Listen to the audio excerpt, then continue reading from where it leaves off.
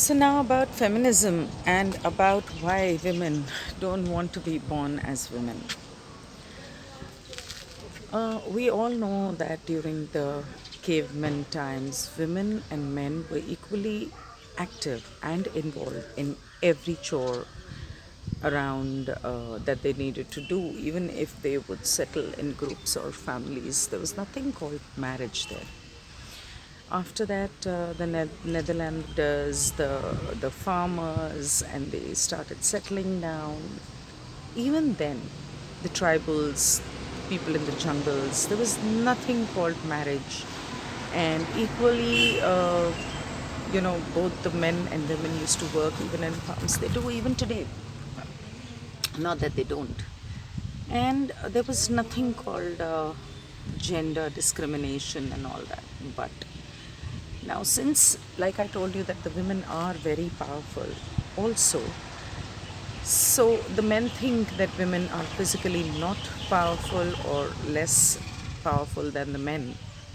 But a man cannot give birth to a baby, and a man cannot hold a baby in his womb. And in that manner, a woman has always been very powerful. Because the women who were equally intelligent and emotionally definitely much stronger than men, men started becoming insecure and fearing that the women would take over. And that is what they did not want. And then come the times of the kings and maharajas and kingdoms and all of that, not only just in India but all over the world. And what happened is, through religion and marriage, these two things were introduced by the men, trying to scare humans, trying to scare those men who wanted to respect the women, trying to scare the women uh, by a lot of these things. And fear is the one thing because of which a person will do anything that the person is asked to. And so they started instilling fear in the minds of people, and that is how a lot of belief systems were put into the subconscious minds, that a man was always more powerful, and hence he was the one who had to run the household, dominate the society, and tie down a woman in marriage. Now, women have always been physically abused, verbally abused, sexually abused, and after the marriage and the family system and everything, men started doing it more and more. And in the next episode, I will tell you about the kind of effect this has on the minds of the children and how the belief systems are formed.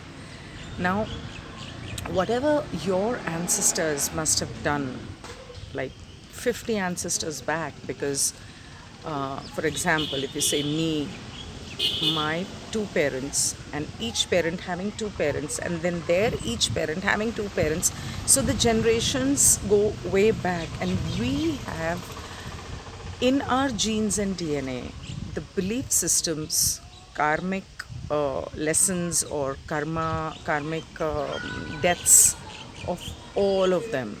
That is why in Hindus they do Pitra Shuddhi or Pitra puja and all of that, so that once they are satisfied, because if any of your ancestors has died with a wish which has not been completed, then their soul is not going to be satisfied till it is born again. And if it is not born again, then all the descendants have to pay for that. They have that wish inside them, and that is why they say that when a person gets married, it's very important to know the lineage. It's very important to know the ancestors and the whole, story of the family line and everything. And what is more important is not what the person you're getting married to is doing or what kind of a person he is. What is more important is that person's family. what is more important is that person's lineage, that person's cultural background. What is important is the sanskar of that person being taught in the family. So, all this happening over centuries, and eventually, like it's in England, if you know about this, women were made to wear corsets in a manner that made their bodies look beautiful, made to hide, their legs or hair, wear caps and bonnets. I'm sorry about that. But they would show off their bosoms, and they were made to wear clothes in a certain manner so that the men would get attracted and they could snare the richest man in the locality. Similarly, in Japan, women after a certain age, I don't know if it is still done. Women in Japan, their toes used to be made tied. They used to tie up their toes after a certain age so that she can walk in a proper manner, behave in a certain manner so that the men get attracted. In some part of the Middle East, I have been told that Africa or Egypt, I'm not very sure, but I think it is North Africa. There are tribes which circumcise or cut the clitoris of a woman, of a girl, when she reaches puberty, so that she does not enjoy sex and she does not demand sex, and she is only a means for the man to enjoy the sex and to produce children. Things like this and many other have been happening to women over centuries. Now, many years back in France, women got fed up of all this, and what they did was they had a burn the bra revolution, where that the feminist revolution, burning the bra was symbolic. They burnt the bra, saying so because wearing a bra there was very important. In India, women didn't really wear bras at that time or till some time back, and even today in many cultures and societies and villages, people still don't wear it. But there it was important because that kept their breasts firm and looking beautiful, and it was a way of controlling women, and women had to do that to please the man, all that. So them burning the bra was a symbolic sign that we need freedom from domination, and we are not going to be called the weaker sex anymore. There is nothing that a woman cannot do that a man can do. Nothing, really. I mean, except for a man not being able to give birth to a child. I think almost, if I remember, I can't remember a single thing a woman can't do. And it's been proven in recent times. So, anyway, that feminist revolution happened, which spread slowly all over the world, and women started caring more about their self respect, their self love, and standing up for themselves, and fighting men at every level and trying to prove themselves to men. Now, that is totally another story, that why does a woman need to prove herself to a man? She shouldn't need to. When she knows that she is capable, when she knows that she is lovable, she doesn't need to prove it. But it has come to that the woman needs to prove it to keep, the mouth shut of a man, or probably gain more respect from a man, and things like that. So women started feeling that there is no respect and all. Even in India, when, if you remember, we had the abolition of the sati and the child marriage and things like that, which happened only recently during the freedom struggle. Till then, and even now, we all know female children are discarded or aborted Um, Girls are married off very young. I was married at 19. My mom was married at 15. So, yeah, till recently, even now in villages, if you go, there are people who marry their daughters off very young, and the women start getting disturbed. The parents start getting disturbed about what will happen and who will marry her if the time goes away. So she has to get married within a certain frame of time. And many of y'all who have come to me for a reading have come to me with the same question. I don't understand. Okay, this is a very personal perception, this is a very personal thought and belief system of mine. Marriage was made by man, it was not made by God. God gave you a man, God gave you a woman. A husband or a wife is what humans made him. And till your man is a man and a boyfriend, he will behave himself, probably. But the moment he becomes a husband, he refuses to behave himself, and he takes it for granted that he is allowed to dominate you and you have to listen to him. Why? I don't understand why. I mean, why is marriage so important? I don't even believe in marriage. I never did. Even as a child, when my mom wanted me to get married, I used to tell her I don't need to get married. I'm fine, happy working. I will work. I used to work in an office. I will work. I will earn my living. I will be happy. I'll look after you. I don't need a man in my life. But of course, like all moms, she didn't listen to me. Well, now, all these feministic revolutions that have been happening over the centuries, people get reborn again and again and again. And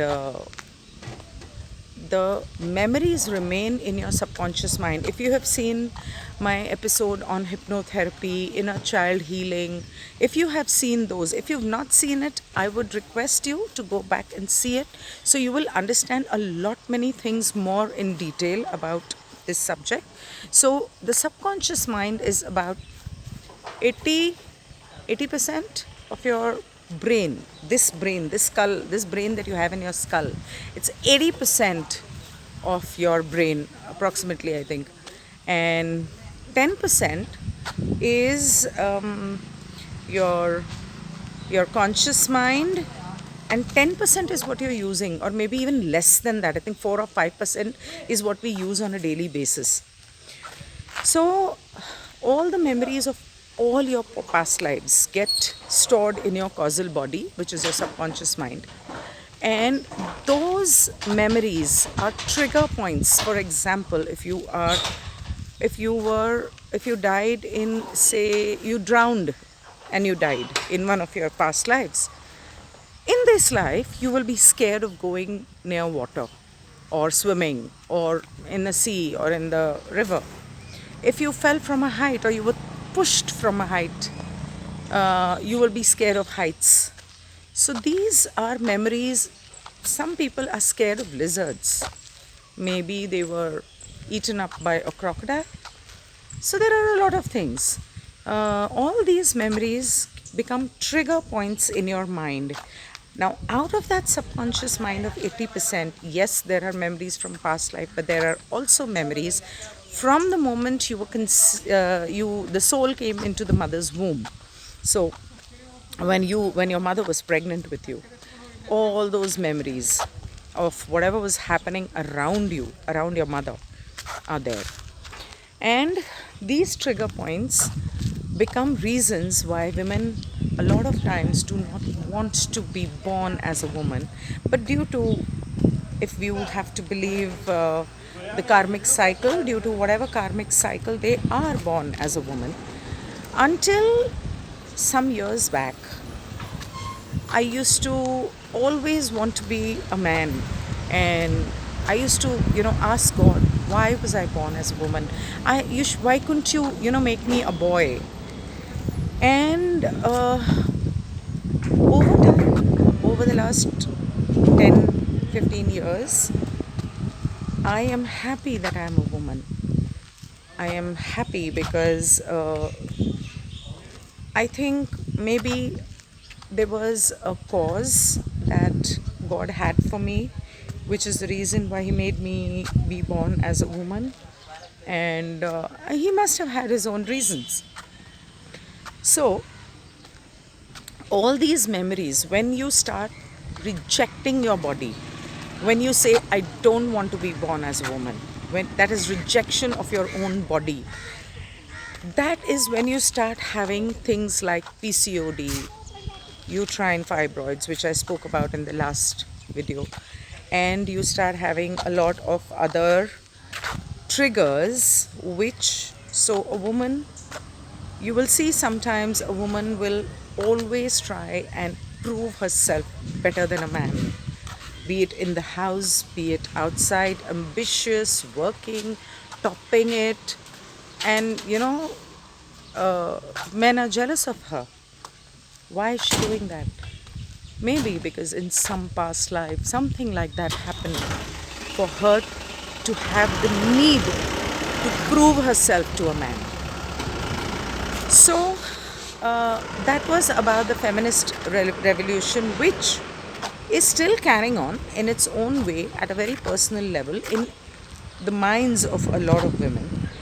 And now, what has happened is we currently are in a generation which is lived, at least me, I don't know about you, a lot of y'all are born much later, but my generation, we have seen the best of that side of life, where there were none of these mobile phones and computers and televisions and everything, and the kind of life that we have today, and the crime and everything. So we have seen a different life, and today, to accept the kind of life that is happening today, it becomes very difficult. And to explain to my mother that life has moved on, things have changed, and you need to change with time, becomes very difficult, because she is still living in that age, born in 1951 probably. She is still living in that age. So she doesn't understand all this feminism. She doesn't understand that women should work. She doesn't understand that, a woman has self respect and she needs to have self love. So, this was about the feminist revolution and about self love and self respect. I will come up with that. And there are other questions about where this is leading to, is how a woman can support a woman, or what is needed to support women, or the cause of women, and a lot of these other things. So, I'm slowly leading to that. So, see you in the next video. Meanwhile, if you are new to my channel and you would like to learn more about it, do subscribe. Thank you and goodbye.